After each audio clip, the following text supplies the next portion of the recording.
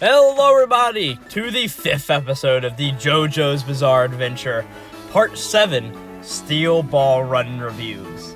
Today we are going to be covering, chapters, volumes 9 and 10. Volumes 9 and 10, Chapters 37 to 42. There are only 3 chapters per volume here. And they are long. Yep. Besides for 41. 41 was pretty short. But, relatively. Yes. But there is so much more else going on here. Yep, so we got a lot of ground to cover in these 6 chapters. Oh my gosh, yeah. So, Jaden, I'd say we just need to go and get started, so you take it away. What happened last time? I'm glad you asked, because I wrote it down. So last time, Lucy was on the run, because she had just intercepted a message from Ringo detailing the next corpse part locations. Yeah. And they, Funny Valentine and Blackmore figured out there is an intruder in the building, and Johnny and Gyro just finished killing off Ringo. So you'll know a funny thing, right? So I started on chapter 37, right? Mm-hmm. Well, on Viz, which is Shonen Jump, the way you read manga on a computer is you press the left arrow key, right? Because you'd be going from right to left. That's how you read, right?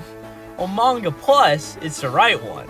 So I was pressing left and I was like, this doesn't make sense. Didn't I already read this? And just completely going back. And I read about half chapter and I'm like, what the fuck? Until I realized, oh, I need to swap that. So then I went into their hotkey browser and fixed it. Yeah, but there for a few minutes, I was there like, didn't I already read this? Why are they retelling it? Why is it like backwards? Until I realized, oh, I'm reading chapter 38 again. Nice. Right. So we start off chapter 37 with Lucy running away from the Popo. Yeah, because she's trying to get found and...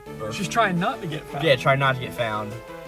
And so, Funny Valentine and Blackmore find out, they assume that this intruder is not a stand user because of the methods that they destroy the paper and whatnot. They would have done something weird if it was a stand user. Yeah.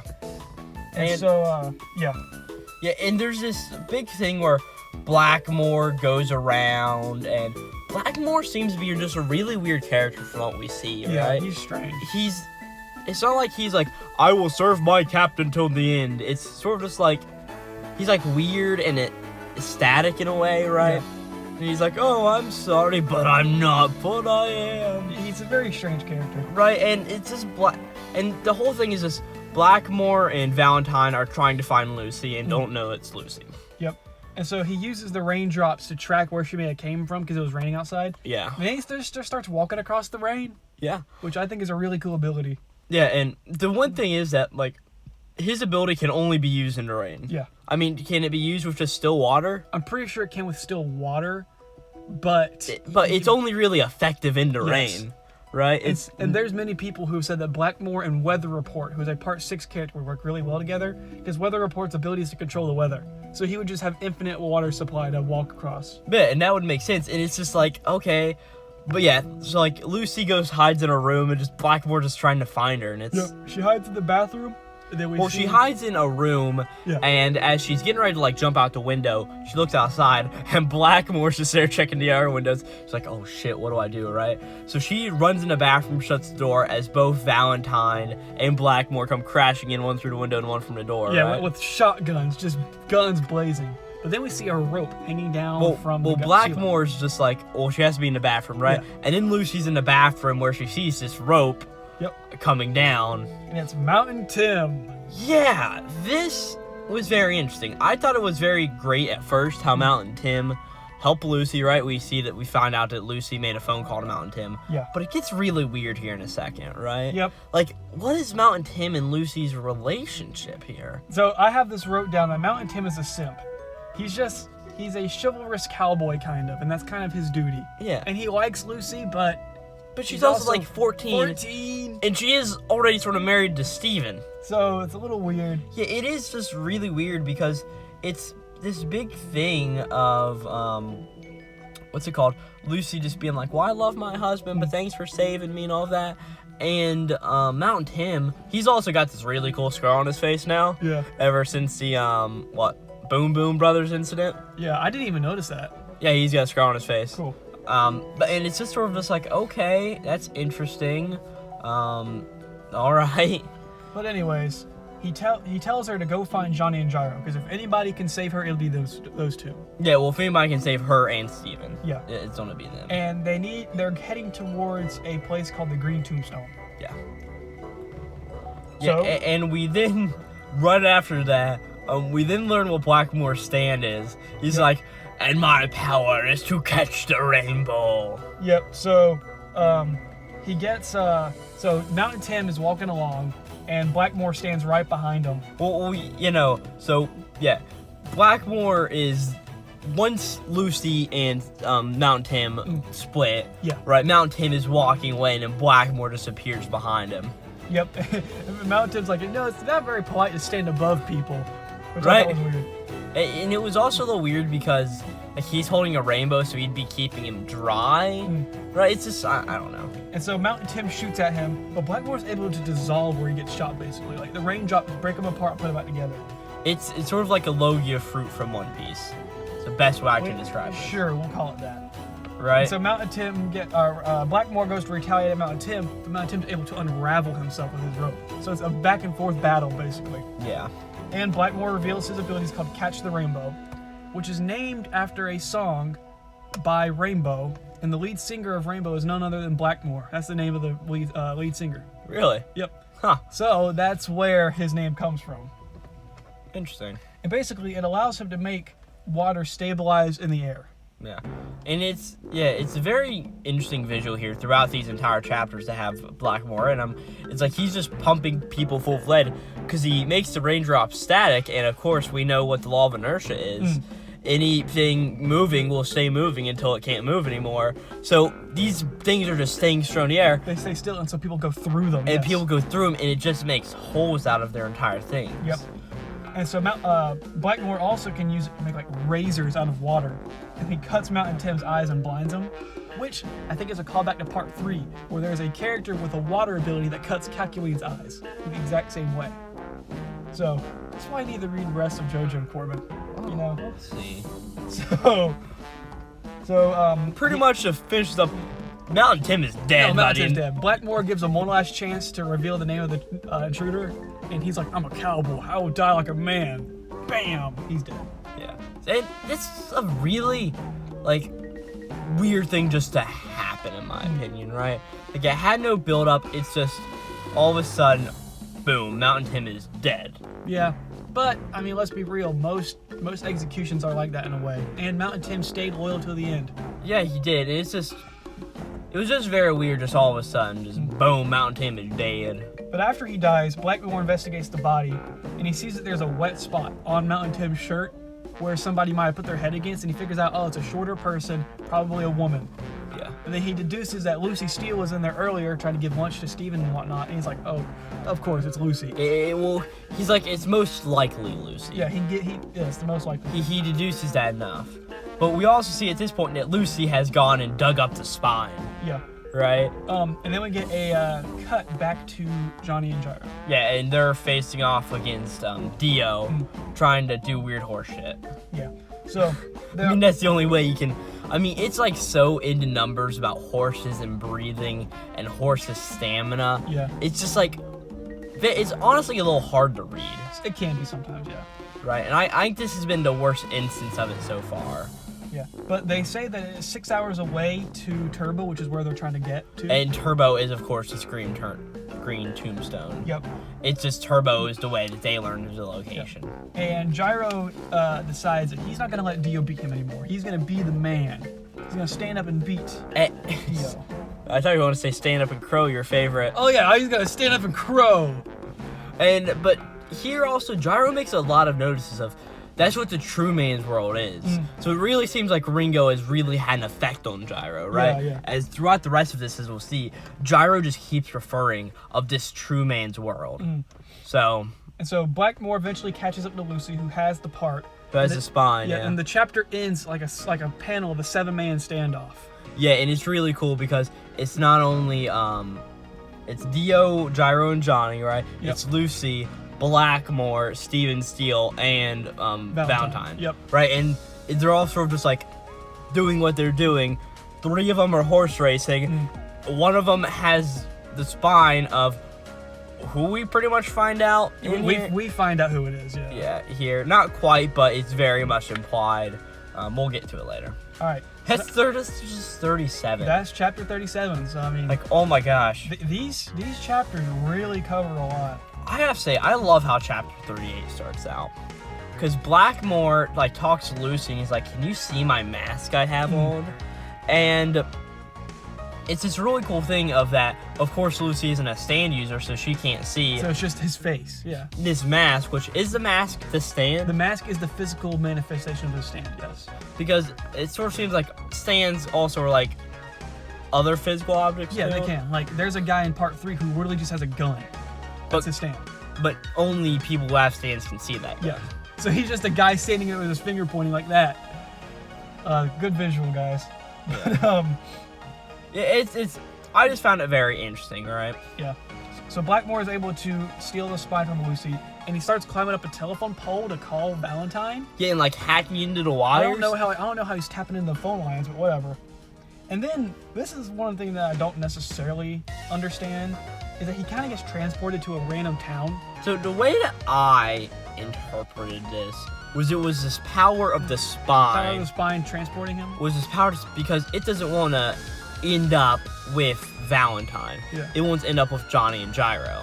That makes sense. And that's how sort of I interpreted it, was that the spine is shifting, being that spine is the most powerful part of the body. Yeah, it is. As we'll see here later. Yeah. I mean, it reveals 3 corpse parts later, but sort of spine sort of has a will of its own and is moving around Blackmore and Lucy. Yeah, and the other thing to mention is that Blackmore starts to get tempted by the spine. It's like, like the ring of power. Because he has taken it with him, and he is sort of like, but what if I want to take this spine for myself? After all, why shouldn't I keep it? Yeah, and he's like, the corpse, of course, wants to reunite, and it's wanting to get closer to Johnny, being that Johnny is sort of chosen one, as it seems. Yeah. Here. Right. And at this point, Blackmore sees a shadowy figure with holes in his hands and a crown of thorns. Just above his shoulder. Now, I don't know if you know much about Christian religion, but I'm a Catholic, boys. that sounds like something very familiar. Yeah. It's Jesus. We know at this point. Yes. It has to be. Yeah, I mean, it's almost got to be Jesus. I mean, especially how much it gets shown later. Yeah. This is what it is. And at this point, we see that Lucy caps him, shoots the crap out of him. Now, whether this was actually Lucy or not, I'm not sure. I think it was. Lucy pulls out the gun and shoots him. Okay. And he changes locations again to like a random forest. Where he's then fallen on the ground as Lucy takes the spine and runs to try to find Johnny and Gyro. And so he also, I think this is cool, he seals his wounds with the rain. He does. He holds the rain in. And he pretty much says, like, I won't have long to live. Once this rainstorm is over, I'll be dead. And he's like, well, I gotta serve the president. It's not for me. Like, he realizes that he's not chosen for it, but Valentine is. Yeah. And then we cut back to Johnny and Gyro and Dio. Yep. And it's some more stuff about just, all right, who's going to get ahead in the horse race and who's going to get where. Yeah, it's a lot. It's a lot of back and forth, really. And I think my favorite line in this series so far is Johnny's like, hey, Gyro, we just have to wait for him to mess up. And once he messes up, and my favorite line is Gyro's just like, you want us to wait for him to fuck up, Johnny? We're gonna beat him down shitless. Yeah. Which I didn't even know was a word. We're gonna wait for him? He's not gonna fuck up. We gotta fuck him up. Yeah. And so again, he's learning from Ringo. He has to go into the light. And by what he means by this is basically he has to find his own path. He has to find his own path and make let Dio do his thing.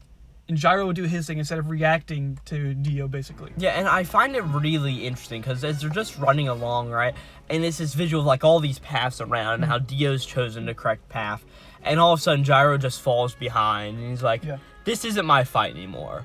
I will win this, even if it's not my fight. And he sort of sways off, and we see this like light as Gyro just runs into it. And Johnny, he's standing back, and he's like, whoa, where's Gyro? Yeah. And then we find out, which you can see it easier in the colored version because you can see the purple outline beside Dio.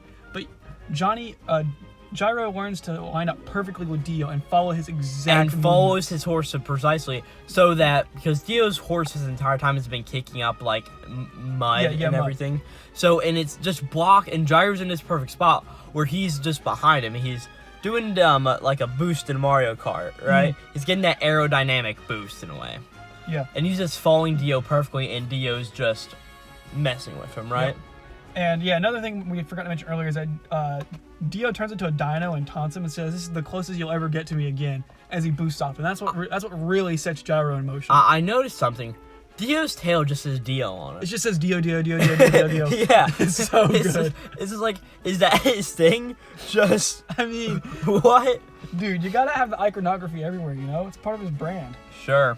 But, And that should be the N38 if I'm not mistaken, right? Well, with Gyro getting right behind him. real quick, what happened? Well, actually, there's a little bit more.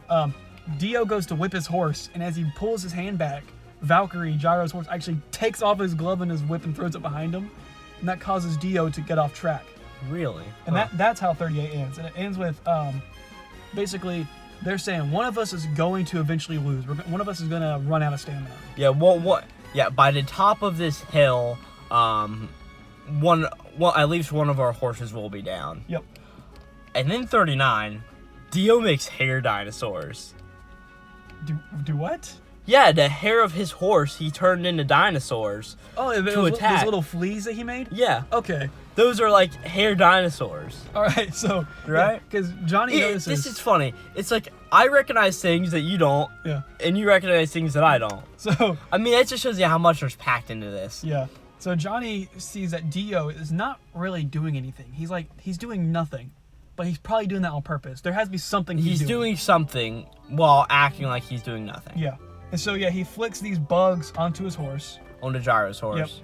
And they're start to mess up with Gyro's horse, apparently. And Johnny's like, I'm sick of this shit. I'm shooting this bastard. And runs up on his horse and goes to shoot and Dio. in this one, Dio's like, I told you not to get too close to me, bastard. Yep. As he gets into his dino form and attacks him a little bit. Yep, so Dio goes to attack Johnny by strangling him with his tail. And the arm, the corpse arm starts to fall out of Johnny. And, And Johnny has to like keep it in himself. Yeah. And so Dio goes, Muda Muda, Johnny Joestar, which is a very common thing that Dio says in the original ones, where he says useless, useless, useless. Ah. That's just a thing from the anime that we think is cool. Then Gyro throws his ball, but he finds out that he's spinning it at the exact pace that they're moving. Yeah, and he threw it like a while ago. Yeah. And it's just spinning at the exact pace, so like Dio couldn't even see it. Yeah. And before it's too late, it just hits Dio in the face and Dio gets out. Yep. He gets spun off and gets down. Yep. And at this point, Gyro rises up to Johnny, just slaps the shit out of Johnny. Yeah, he's mad. He's like, I told you this was my race, not to fuck with it, right? Yeah, because Gyro thinks that his win was not deserved. Yes. He didn't win fair. Yeah. Which he learned, of course, from Ringo. And at this point, we see a woman in the distance. Yep. Gyro's like, Yeah. oh crap, women are bad luck. Yeah, and it's just because he's singing back to Hot Pants, and it's just like, wait, what? Gyro's homophobic? Hey man. Right? Yeah, Lucy approaches, which it's Lucy. Yeah, we see Lucy, and before anything can happen, Blackmore appears, right? Blackmore appears, dun dun dun.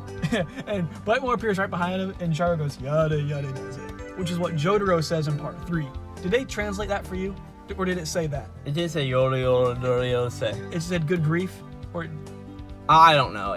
I don't remember. well, anyways, they didn't translate it, which I thought was weird. I feel like they should have translated it. But I don't whatever. remember. But yeah, so Blackmore appears, some cool stuff happens, and it's just a fight between, does Lucy tells Johnny and Gyro that she has a spine, and before anything can happen, Gyro throws his balls, and there's a big fight, until eventually, this is really interesting. Gyro throws his balls so fast to Blackmore, it evaporates the water. It starts boiling the water away with friction. It starts boiling water away with friction, making Blackmore useless. Yeah. And there's this note of, well, I wouldn't have been able to do it if Blackmore wasn't hurt from earlier, which of course we know that Lucy did that, which is okay. And Blackmore's dead. Yeah. And another thing to mention is that in order to throw this ball, he was hit with these water bullets. And so Gyro said, well, if they stay in place, if I just move off of them, and moves his arm out of the way, basically. Perfectly in line. Yeah, and it's just, like, so weird because, like, things were bouncing off of Blackmore, and I wrote my paper cool shit, but the more I think about it, it sort of sucked. Dude, this is peak, man. Right, I this mean, is cool. But to just end the chapter and talk about the Blackmore stuff, all of a sudden Lucy's like, oh no, where'd the spine go? As it's going up Johnny's as soon as she looks at him. As it's now Johnny's spine, and this text appears on the ground as Gyro's like, don't worry, Johnny, I think your back pain will be gone soon enough. Yeah, and it shows like a map underneath him. Yeah, and Gyro here on the last page of this panel, right?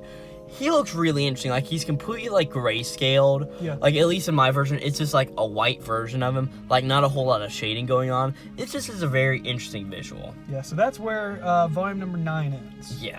So, the Blackmore fight. I want to be honest with you. I think that this volume may be one of the worst I've read so far. Okay. I personally am like, okay, the whole stuff at the beginning with Mountain Tim and Blackmore, I was sort of iffy on. And then all of the horse racing stuff with Dio, Johnny, and Gyro, it just gets more and more into, I don't understand horse terms. I don't really understand most of the references here. I can barely keep up with what's going on. Yeah. And I like the Gyro development we get here, right? But I feel like, to be honest, this doesn't have to be literally 2 chapters worth of material. This is like 150 pages, right? Yeah. I think it could easily be cut down to like 50 and still get the same point across. Right? I can agree. It's just something that I just don't think is the best. And then the whole fight with Blackmore just ends so abruptly. Like, everything else has been like, whenever Johnny and Gyro fight, it's like at least 2 chapters, right? And here it's just, okay, we're getting overpowered, my ball will evaporate everything, and we're done. Yeah. And then at the end, Johnny gets a spine, which is really cool, and that's probably the highlight in what Gyro says at the end. It's the most interesting part. I agree. I think all of your criticisms are valid, of course. Now, of course, I'm gonna disagree. I think this fight is pretty good. It's not the best. No, this, like, out of everything, this is one of the worst fights so far. I really love that first Scary Monsters fight. Scary Monsters was good. Oyakoma Va was really interesting as well. It was a good tactical fight. But I think the most fun I've had reading this series was the Scary Monsters arc. Okay. And then once we get on from there, it's getting to be more and more of just, okay, we're in the same flow, same sort of, oh no, they're in trouble now, what are we going to do? Yeah. And we'll get into it later, but it sort of keeps with this. Yeah, and I mean, going back to like fights, I mean, the Ringo fight was interesting, but didn't have much for a character that I enjoyed. Really, like, whenever I think of the best fight I've seen so far, in about 40 chapters of this, which is 10 volumes or 9 volumes, it's really just, it's like, okay, if Dio's been to peak, I want better than that. And of course, I know that you say like the final fight is one of the best things in the series. When we get to and whenever we get there, like I'll be accepting of it. But it's just right now, it's just like, okay, it was really a slog for me to read all of this. Yeah, I can agree. I mean, the horse racing part, I do think can be, because it is a bunch of the same at points. So yeah. But anyways. It's time to move on. So, on the beginning of volume 10, right? You have the author comments that are on the side flaps, right? And it was translated. And I found this to be one of the funniest things. Oh, they actually translate them for you? Yeah. What? It's pretty much about how Rocky got a girl's swimsuit calendar in his office. About how every time he flips a month, he feels like he's betrayed the last one, but is happy to see the new one. So, it was just a very funny thing. That's nice, right? I don't know. That may be close to rivaling some of the ridiculous shit Fujimoto creates. Yeah, and it was just like all of a sudden there, like it's okay, that's fine. Some of our Rocky notes are just so bizarre. Ha ha ha ha ha. Pun intended. I was totally going to say something about weird author comments, but I forgot. 40 is the best chapter we get in this entire thing. Just because we end the, 4th leg of the race? Yeah. Right? And we get the chart. Oh, yeah, the chart. So With the sexy Johnny cover for Volume 10, which I do like. okay, so I'm gonna go and break down this chart for all of us, right? Because I actually wrote it down to 7 and to 7 on each sort of thing, right? So real quick, some things to go over. There are 400 racers left, and Johnny and Gyro think that they just got first and second place. Because they were what's it called? What 2,000 racers going on? Yeah, and now and there's then only 400. the storm that made Blackmore so powerful really fucked everything up, and there's only about 400 now. Yep, and Valentine has found one traitor, but he's still looking for the other Yeah, one. of course, because Mountain Tim is Blackmore dead. and Lucy are missing. You're wondering where they're at. Well, Blackmore's missing, but Lucy shows up. Finally. Lucy came back last night after shopping. I say that in quotation marks. So, Johnny and Gyro then find out that they actually got 3rd and 4th. Yeah. So the rankings goes as follows, right? Number 1 goes to a guy named Norosuke Higashikata. Yep. Higashikata, that's a name for other JoJo characters, right? Part 4 and Part we'll 8. soon find out Part 8. Yeah. Second was Poco Loco. 3rd was Gyro. 4th was Johnny. 5 was Doc Khan. 6 was Sandman, and 7 was Hot Pants, right? And number 54 was Dio. Yes. We'll get in that here in a second, right? But pretty much we see that Norisuke, Sandman, and Hot Pants all have a hour time thing. Yep. And so does Dio at this point, right? So they are the 4 that have one.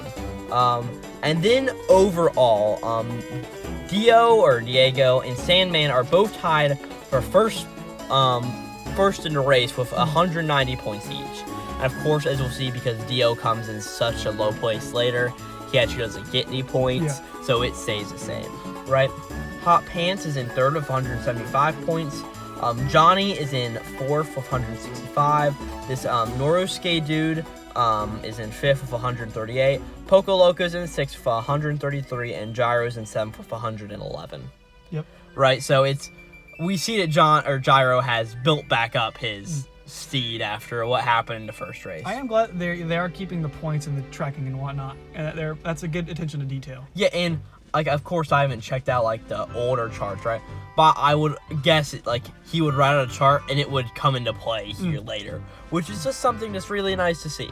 Yep. Right? Not like say, oh well, we're going to retcon a little bit of this because I need to make a good main character now, right? It's very interesting. Yeah. So then we cut back again to where the time skip was, we've done this a lot. We did it once during the Ringo fight. We're doing it again here. Yeah. Going back to what happened here at the end of the race. Yep. Right. So they got this big map. Well, before we actually got here, there were some interactions between Hot Pants and this Norosuke dude, right? And and between Norosuke is weird. Yeah, and he's actually is from Japan with the last name and all, right? And it's really just going around and seeing all of these characters doing Poco Loco's being Poco Loco. We see Sandman being Sandman, right? And all of it's just leading up and building up to, okay, Dio shows up. He still has this burning passion in his eyes as we then cut back to the past where things were going on with the spine. Yep. So we find out that the spine is making the shapes of the lakes of Michigan. Then we also get the reveal of the 5th and 6th stages. Yeah. Which is to Illinois and then finally to Michigan. Yeah, to Illinois and then to Lake Michigan. And of course, we learn about 3 new corpse parts here. Yep. Right, both ears? Both ears, the right arm, and both legs. Both legs. Which is a ton. I mean, that's the rest of the body, besides the skull, of course. There's a skull? I'm pretty sure there is. I don't remember. Well, because, let's see, what parts? So, we have both eyes. Yeah. We've got the right arm, and this would be the right arm. The left arm. Yeah. Johnny has the left arm. We'll have both arms by the end of this. Both legs. Both legs. The spine, the heart. The spine, yep. Valentine has a heart. Yep. Ears and eyes. Both legs. I'm pretty sure it's just the torso and the skull left. So torso and skull, because I'm trying to think of what other parts there would be. So, yeah. I like how there's all bones and then just the ears. That's really and the eyes. Yeah.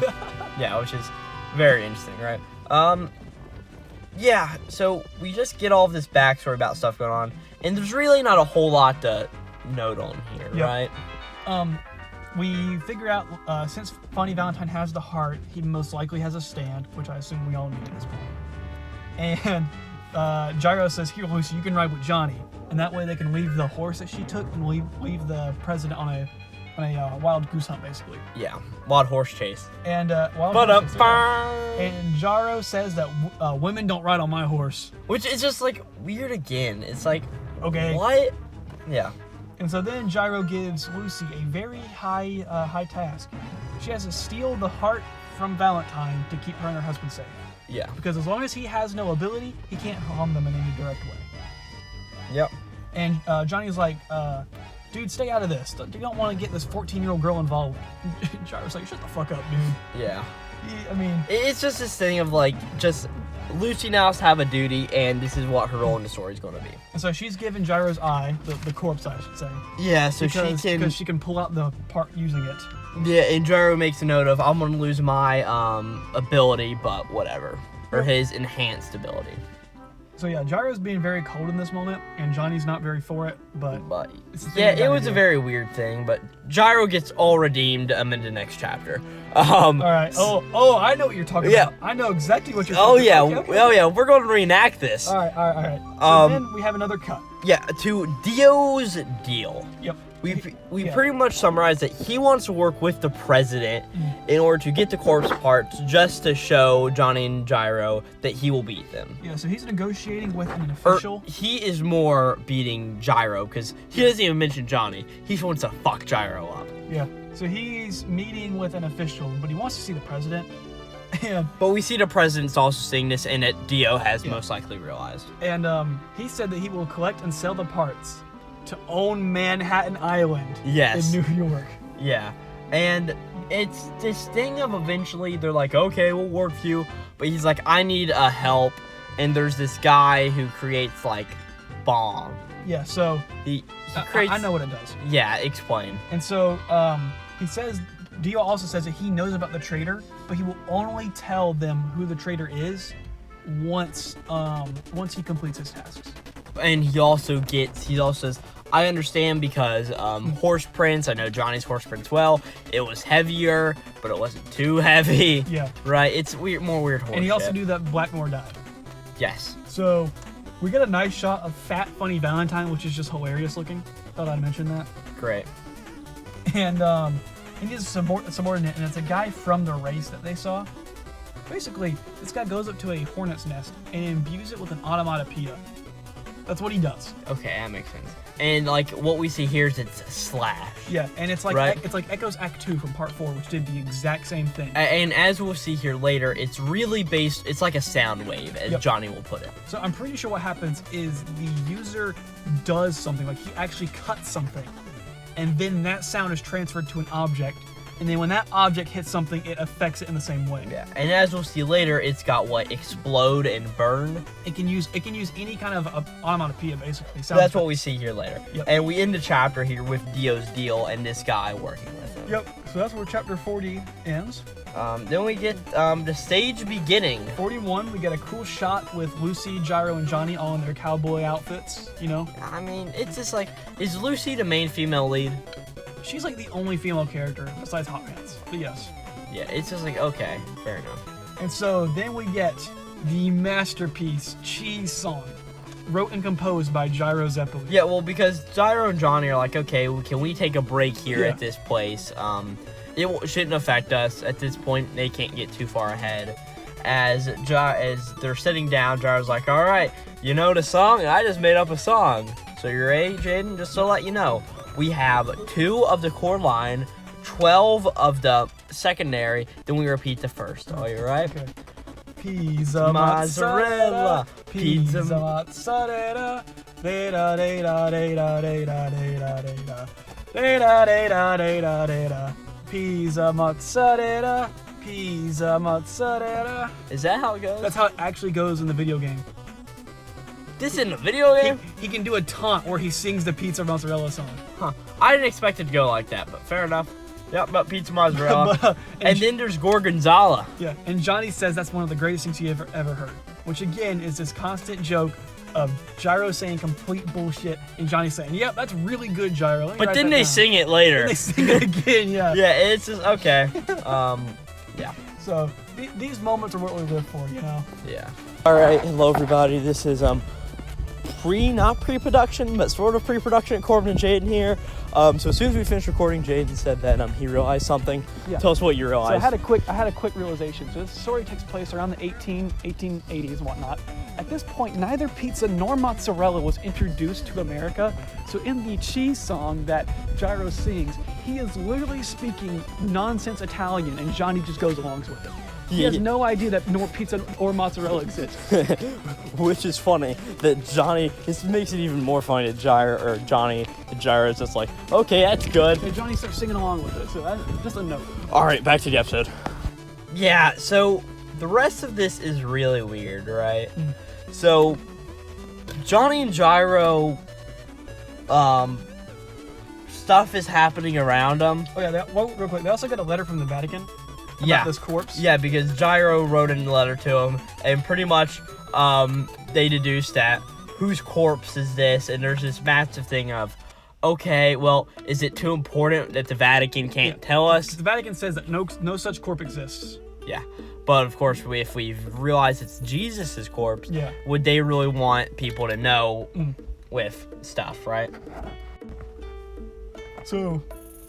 Oh crap, okay. Yeah, we gotta speed this up, holy crap. Right, so Johnny goes to grab a pot, and the towel that he was using to grab it falls off, and he burns his hand. He's like, this is bizarre. This is bizarre, which I love when they do right, and there's a bunch of stuff going around, and a bunch of happenings occur. Things are getting destroyed. Yeah. Dot Han shows up. Yeah, this Dot Han, he was 5th in the last race, right? Yep. And he just sort of appears out of nowhere. He's obviously being controlled by someone, as we see, and he ends up dying here. Because he just dies, so yeah. Yeah, he ends up dying, and eventually, I don't know what these are. They're obviously Dio's dinosaurs, which have onomatopoeia. They kind of look like fly traps. I wrote turtles. These are turtles. Okay. So these turtles come after Johnny and Gyro, and of course they've got this sound thing. Yeah. There's a damn tractor up there. Nice. Okay. So Gyro goes to throw his balls, and they both break because they both get cut by these little dinos. Yeah, and like these dinos are destroying all of the building around him, the barn's falling down, and Johnny says he's using the fact that I can't walk to his advantage, which we've seen before. And so Gyro says, dig a hole, Johnny. And so he tries to dig a hole, but he can't. With his nail bullets, right? Yeah, and he's like, man, I'm not powerful enough to face these. He's starting to doubt himself. Yeah. But when the barn falls down, Gyro is able to use the pieces of his balls that are still spinning to bury him. Yeah, and at this point, that's where the chapter ends, if I'm not mistaken, right? And then we get really interesting thing I didn't expect we were going to get. We get more Johnny backstory. Yeah. Right? And it's like, Johnny's like, my name is Johnny Joestar, this was my role, and this is what I've come here to do. Yeah, right? so let's break this down real quick. Johnny is from a wealthy father from Kansas, but he lived in England for a few years. Yeah, he lived in England. And his father is very strict, and his full name is Jonathan Joestar. Part 1 reference. Yeah. So, do you mind if I break this down here? Go ahead, yeah. Because I found this all really interesting. So, Johnny had this mouse as a kid, and this whole thing was that he had it as a pet, but he had it at the dinner table. Let me interrupt this real quick. At the dinner table, he makes some mistake with like the wine or something and makes himself look bad, which is another reference to part 1 with Jonathan's father. And the rat's name is Danny, which is another reference to Jonathan Joestar's pet dog, whose name was Danny that Dio killed. So basically, he's just a reincarnation of Jonathan Joestar with different background. Really? But anyways, that's all I have. Okay, I'm sorry that we're pausing here, but there's a literal tractor driving up into the school parking lot with a young kid who probably should be in school on the back of it. We go to a very country school, so this is a very normal occurrence for us. Yes, okay. And there's a bunch of cars that were all piled up behind it. Okay, well, we need to finish this before third period starts. Yes. So, Johnny and Gyro are here. Or not, I'm sorry. So, there's this rat. I'm so used to saying it that it's just instinct. Yeah, so there's this white rat, and it's a big thing of, oh, okay, you're not allowed that at dinner table. Go drown it in the pool, Johnny. Johnny can't do it, and we meet his brother. Nicholas. And Nicholas is just like, hey, you don't have to drown the mouse. Let it off into the woods. We can see if the teacher tomorrow can let us have a stuffed mouse, right? Even though Dad may see through it, it'll be fine. We then learned that Nicholas is a really good horse racer. Yeah, he's a prodigy, basically. He's a prodigy, right? We also see that there's a person tending to the horse, and it's Dio. Yes. So Johnny's actually known Dio. Yeah, and we understand that Dio is good at horse racing too. And one day during a match with Nicholas and Dio, Nicholas ends up dying because there was this small white mouse that scared his horse. Of course, it probably isn't the same white mouse that Johnny let out. It definitely is. Is it? I'm pretty sure it is. But it's meant to imply that because Johnny didn't kill it, his brother has now died because of it. Yeah. And Johnny's really sad about this. Eventually, Johnny goes to start riding horses himself and is going to do a really big race. But what ends up happening is that what happens? He goes to borrow Nicholas's old boots. Yeah, because his boots have broken. And there's this really big thing of his dad coming in like, you're not Nicholas, you'll never be to his level. You'll never understand the pain I went through because of this. God took the wrong son. Yeah, and he says this like Johnny pushes him out of the way and like his father's neck gets slashed open, right? And as Johnny goes, like, he's now won the race after this, right? And he just spirals out of control because he was the one who killed his brother, and he knows it. And this is what really causes Johnny to be so depressed. But he starts building fame, building power that he thinks that he doesn't deserve. And eventually it all crumbles down when he gets shot. And he says, fate finally caught up to me. And another very interesting thing to note is that the only reason Johnny won the race that day was because Dio wasn't racing. Right, so of course Johnny knows Dio and hates Dio just because him and his brother, he wasn't one to kill his brother, but in Johnny's mind it sort of was his fault mostly, but Dio's fault second. And so I think this really adds a lot to Johnny's character. It really does. This level of skepticism and depression that Johnny has here.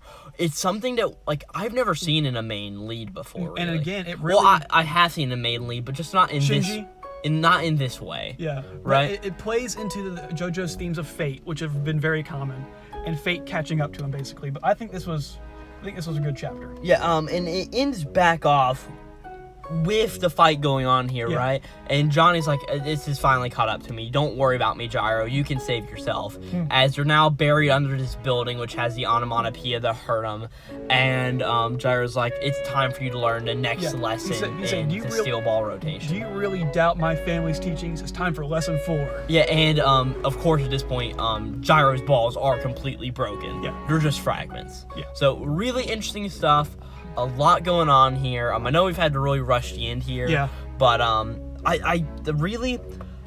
the best part of this was Volume 10. Volume 9 was very iffy for me. But Volume 10 was mainly really good content that I enjoyed most of the way through.